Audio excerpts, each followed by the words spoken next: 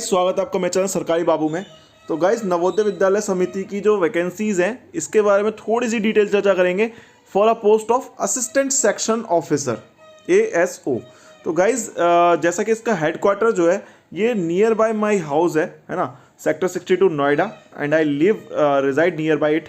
सो मैं इसके बारे में हो सकता है कि किसी से बात करूं या कोई भी हो सकता है कि आपके उसमें हो जान पहचान में। अभी तो मेरे कांटेक्ट में कोई बंदा नहीं है, but I will try to find out some contacts, है ना। लेकिन अगर आपकी नज़र में कोई बंदा है या आप किसी को जानते हैं तो प्लीज़ उसका नंबर या उसका मेल ID या कुछ भी आप कैसे भी अगर दे सके मुझे कॉन्टैक्ट नंबर, तो please share it so that I can help many students, है ना। अदरवाइज मैं अपने कॉन्टैक्ट से निकालने की कोशिश करूंगा, है ना। चलिए अब बात कर लेते हैं असिस्टेंट सेक्शन ऑफिसर की। अच्छा, पहली बात तो ये है कि असिस्टेंट सेक्शन ऑफिसर जो अगर आप देखेंगे इनकी पोस्टिंग कहाँ होने वाली है, तो obviously assistant section officer school में क्या ही करेगा, है ना। तो हेडक्वार्टर में पोस्टेड होगा फॉर मेकिंग पॉलिसीज, मतलब not making policies, for to assist senior officers, है ना। एंड रीजनल ऑफिसेज जो हैं वहाँ पे भी वो पोस्टेड होगा, है ना, टू असिस्ट सेक्शन ऑफिसर। ठीक है, अब बात कर लेते हैं इसके बारे में पूरी डिटेल में। इसकी वैकेंसीज की बात करें तो UR के लिए 6 वैकेंसीज हैं, EWS की 1 वैकेंसी है, OBC नॉन क्रीमी लेयर की 1 है, SC की 1, ST की 1, टोटल 10 वैकेंसीज आपकी हैं। और हॉरिजॉन्टल रिजर्वेशन दिया गया है उनकी पर्टिकुलर कैटेगरीज में। ठीक है, ये एक्स्ट्रा नहीं है, ये आपका उसी कैटेगरी में एडजस्ट किए जाएंगे। ठीक है गाइज, और रिजर्वेशन नहीं है इनका।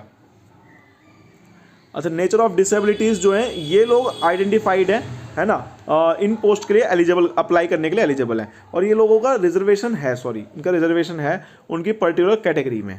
ठीक है, इस चीज़ ध्यान रखिएगा। और जो इसकी बात कर लेते हैं एग्जाम पैटर्न की और क्वालिफिकेशंस की। गाइस, बहुत लोगों का डाउट आ रहा था कि इसमें क्या, देखिए सबसे पहले तो बात कर लेते हैं इसकी लेवल की। देखिए, लेवल 6 की वैकेंसी है, यानी कि आपका 4200 ग्रेड पे जो पहले होता था उससे अब लेवल 6 कर दिया गया है। लेवल 6 में 35400 बेसिक है, इसके ऊपर HRA, DA, TA और आपका एक अलाउंस और रह गया, HRA हो गया, DA हो गया, TA हो गया, हाँ यही सब मिलता है आपका। बाकी NPS डिडक्शन होता है आपका, है ना। और देखिए एज लिमिट इसकी 30 साल है, 18 से 30 ईयर्स। देखिए असेंशियल जो है, essential degree from recognised university, knowledge of computer operations, knowledge होनी चाहिए कंप्यूटर चलाने की। ठीक है, और दूसरी चीज़ है डिज़ायरेबल में रखा गया 3 इयर्स का एक्सपीरियंस। जो बच्चे पूछ रहे थे, जो लोग मेरे से पूछ रहे थे कि 3 इयर्स का experience, it is not mandatory, है ना, it is desirable. So they will give preference who have the experience in administration और in financial matters of central government और autonomous organisation under the central government. ठीक है, it is desirable, not mandatory. So if you have these qualification, so simply you can apply this post. And now we will see the pattern of this exam. ठीक है, इन्होंने एक note में लिखी है एक चीज, ये चीज भी ध्यान रख लेना कि जो डायरेक्ट रिक्रूट्स जो होंगे, है ना, उनको एक्वायर करनी पड़ेगी प्रोफिशिएंसी ऑफ ऑपरेटिंग कंप्यूटर, है ना। क्योंकि देखिए आपका मेन काम जो होगा असिस्ट करना है, तो आपको कंप्यूटर पे काम करना है ऑब्वियसली, तो आपकी प्रोफिशिएंसी होनी चाहिए। अगर आपके पास नहीं है, और पास करना पड़ेगा such test in this regard as a समिति में रिक्वायर। वही जो देखिए, अगर आप असिस्टेंट सेक्शन ऑफिसर के लिए अप्लाई करते हैं CGL से या किसी और डिपार्टमेंट में, तो वो पहले कहते हैं आपका वहाँ पे डेस्ट होगा, डेस्ट होता है डेटा एंट्री स्किल टेस्ट, और CPT होगा, कंप्यूटर प्रोफिशिएंसी टेस्ट। लेकिन ये ले नहीं रहे, लेकिन आपको फ्यूचर में पास करना पड़ेगा इस तरह से। ठीक है, क्योंकि उन्होंने लिखा है विल हैव टू एक्वायर, है ना, विल हैव टू एक्वायर मतलब जब करनी पड़ेगी। ठीक है, अब लोगों के मन में डाउट था कि स्टेज 2 में इंटरव्यू लिखा हुआ है, लेकिन देखिए गाइज ये इस पोस्ट के लिए ही है। मैं आपको असिस्टेंट सेक्शन ऑफिसर की पोस्ट ले जाता हूँ। लोग पता नहीं क्यों कंफ्यूज हो रहे हैं। ठीक है, देखिए असिस्टेंट सेक्शन ऑफिसर ये है पोस्ट, है ना। इसके नीचे आप देखेंगे तो टेस्ट में क्या रहना है, कंपोनेंट ऑफ द टेस्ट क्या होगा। देखो आपका इसमें जो है आपकी रीजनिंग अच्छी होनी चाहिए, 30 क्वेश्चंस आएंगे, है ना। मैथ्स अच्छा होना चाहिए, 30 questions of quantitative aptitude will be there, है ना। आपकी 15 मार्क्स की हिंदी और 15 मार्क्स की इंग्लिश का टेस्ट भी है। 30 मार्क्स का आपकी जनरल हिंदी, जनरल इंग्लिश अच्छी होनी चाहिए। साथ में सबसे ज़्यादा वेटेज जो इन्होंने दिया है वो है 40 मार्क्स का about the basic knowledge of computer operations, इसका आएगा आपका, है। जैसे FSSAI में भी आपने देखा है इसका कंप्यूटर ऑपरेशन का अलग से रोल है। जनरल अवेयरनेस, आपके करंट अफेयर्स, करंट इवेंट्स जो चल रही हैं, है ना, general awareness and current affairs. General awareness मतलब कि आपका वही हिस्ट्री, पॉलिटी, ज्योग्राफी हो गया, है ना।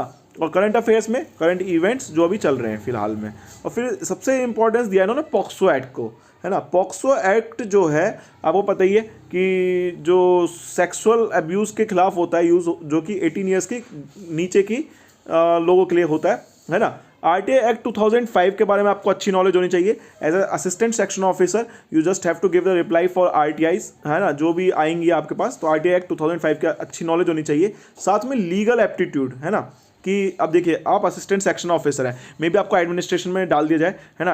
हो सकता है आप किसी भी सेक्शन के ऑफिसर असिस्टेंट हो सकते हैं, असिस्टेंट सेक्शन ऑफिसर, या आपको किसी भी एडमिनिस्ट्रेशन में डाल दिया जाए, तो वहाँ पे लीगल एप्टीट्यूड आपका सही होना चाहिए।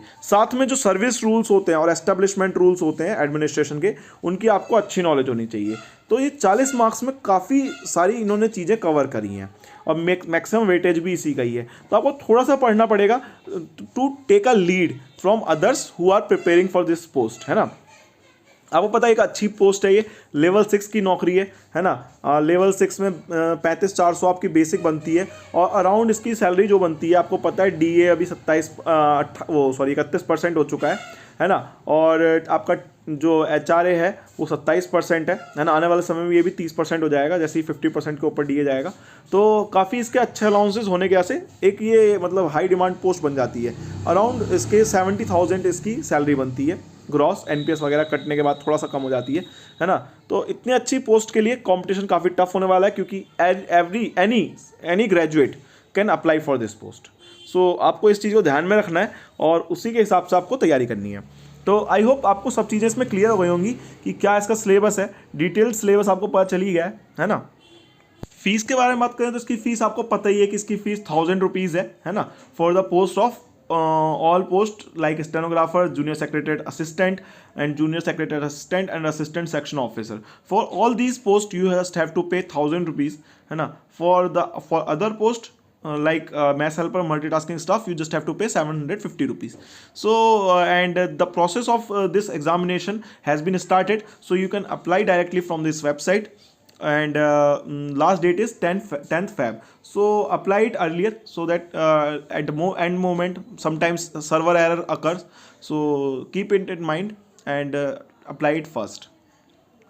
सो आई होप आपको सारी चीज़ें क्लियर हो गई होंगी।